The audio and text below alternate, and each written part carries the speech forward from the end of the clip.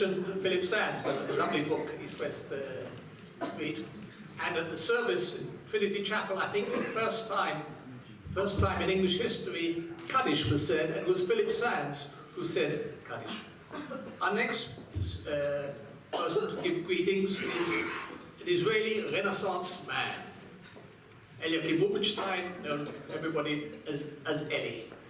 Eli has, I think, done every senior position in the Israeli government. Legal advisor to the Ministry of Defense, legal advisor to the Foreign Ministry, Deputy Director General of the Foreign Ministry, Deputy Ambassador to Washington, Cabinet Secretary, Judge, District Court, Judge in the Military Court.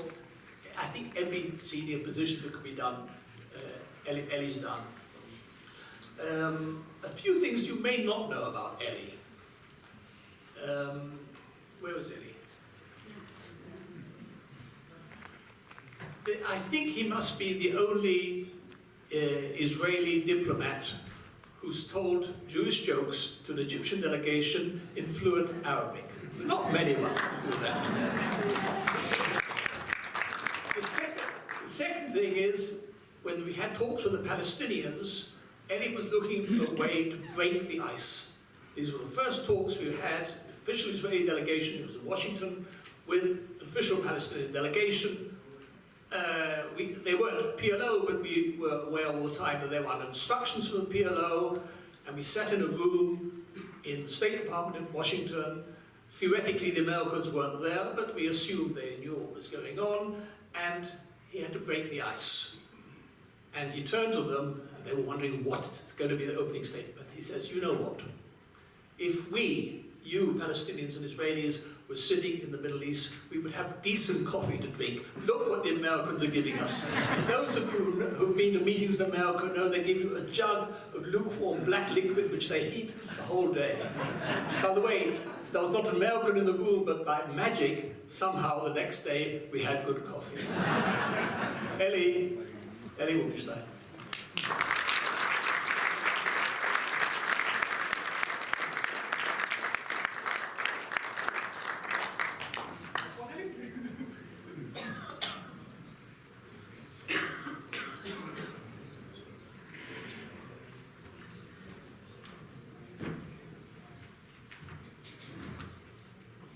Good evening, everybody. I will spare you the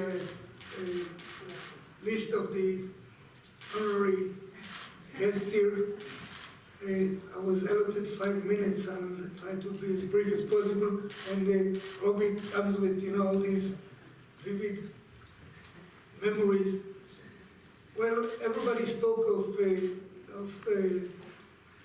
November 29th, November. By the way, the mere fact that the Israelis used the term Kaftet November, and on the Balfour Declaration, Bet November in Tel Aviv, there's a, I'm sure in other cities too, there's a square called or a circle called Kikar Bet November, and the Chovot here in Jerusalem, Kaftet November, shows how we Hebrewised, we converted those dates, those foreign dates, into our vocabulary as a Zionist symbol. And this month also, for lawyers, the 50th anniversary of 242. In those negotiations that we took part together in Washington with Robbie, our partners spoke all the time about 242, despite the fact that the Palestinians are not mentioned in 242. I remember that some years earlier I had a checkup in Washington, and there was a Jewish doctor, and he called me, he said, "You're all well." I was just 38, you can be well at 38, and but you have somewhat high cholesterol. I said, "What's the number?" He said 242. I said, for an Israeli diplomat, a great number. It's good you don't give me 338. So when the Jordanians kept speaking of 242, I said, for me, just cholesterol. But And of course, we also marked the visit of President Sadat here 40 years ago, so it's kind of a month with round dates, 170, 50, 40.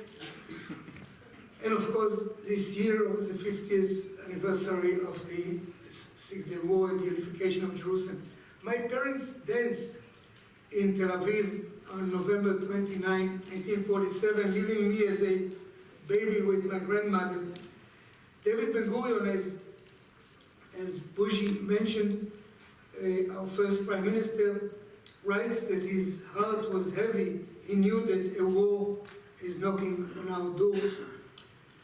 I belong to the generation that for 19 years, between 48 and 67, saw Jerusalem divided and could not visit our holiest places such as the Temple Mount and the Wailing Wall. As a student in pre-67 Jerusalem, I witnessed the ugly wall in the heart of the city. In fact, it reminds me of another story. When we were negotiating with the Egyptians in 78, 79, there was a big issue whether the embassies will be open upon completion of the interim withdrawal in Sinai or after the completion. The Egyptians wanted after, let's postpone it. Israel wanted upon, right away. And Dinitz, our late ambassador to Washington, told the story that before 67, some of you still remember, we couldn't go to the Wailing Wall, none of our holy places, and so there was a balcony on Mount Zion where you, and I as a young school student, pupil, went there a few times, you could look, and so there's a guide there with tourists, and his English is not great, and he shows them what they're supposed to see, and he says, these are the mosques, you know, and the Wailing Wall is down there. And then he wants to explain that the Mount of Olives cemetery is opposite us, and he says to the tourists, and there is the old, and he forgets the English word for a cemetery, and he doesn't know what to do, so he tries, and they try to help him. He said, it's a very old, and he said, school, yeshiva, hospital says after. And I'm not telling that because we just lost our Minister of Health. Anyhow, I can vividly recall, like many of us here, our joy when Jerusalem was united in 67, and I was a young soldier at the time. It was my lot also to take part on a number of occasions in diplomatic discussions on Jerusalem, including an attempt at the Camp David Conference of 1978, which we rejected at the time, and the failed Camp David Conference of 2000. As Cabinet Secretary, I headed the team that negotiated with the United States government back in '88 the future location of an embassy in Yerushalayim, and allocated to it a piece of land on Hebron Road in the city. Let me dedicate my brief remarks to the question of foreign embassies in Jerusalem. As you all know, most embassies accredited to Israel are not located in Jerusalem, despite the fact that for many decades, Israeli government activities and main institutions are in Jerusalem. The President, the Knesset, the government, and the Supreme Court being, by the way, the first high-up institution that was established in Jerusalem right from the beginning. Yes, the resolution, the General Assembly Resolution 181 spoke of a corpus separatum, but this has been totally dead for a long time. You know, Moshe Dayan used to tell me that Ben-Gurion was distinguishing between dead and buried. Dead could still be revived. Dead and buried, couldn't be revived. So this is dead and buried. Nobody on earth believes today that Jerusalem will not be Israel's capital, as it is indeed now and forever. Yes, in Oslo 93, our government at the time committed Israel to negotiate on Jerusalem, which was done to no avail at Camp David 2000. It should be recalled that our government strongly rejected any change in Jerusalem at Camp David of 78. I attended both Camp David conferences, and my memories are vivid. In my view, foreign embassies in Israel should move to Jerusalem. the fact that it has not happened so far, while all foreign governments know the reality and perform all their official business in Jerusalem, is unfair and in many respects immoral, and sadly reflects, in my humble view, surrender to terrorism applied by the enemies of peace. It gives them a weapon to threaten. It gives them a weapon to threaten, and for no good reason. Everybody knows that, friend and foe alike. Israel will forever be Israel. Jerusalem will forever be Israel's capital, and one could really add to the abnormal situation the strange existence of foreign consulates in Jerusalem, some of which do not report or do not fully report to the respective embassies, but maintain the relations with the Palestinian Authority. This is really, in simple language, crazy. And so, what foreign governments could do is move the embassies and add a declaration. This is done without prejudice to the future of Jerusalem, a complex issue, as the head of the opposition said, which is to be negotiated.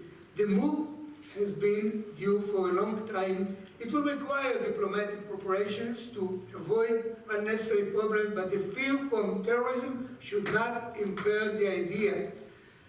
And if I may, the United States, whom we all admire and whose political culture is based on fairness, should lead and pave the way. Time has come.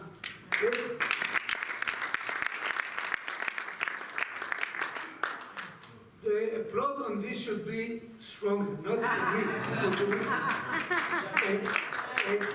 Time has come. Let me conclude this part by quoting the eternal words of Psalm 122. Jerusalem is built like a city that is closely united. Pray for the peace of Jerusalem. May those who love you be secure.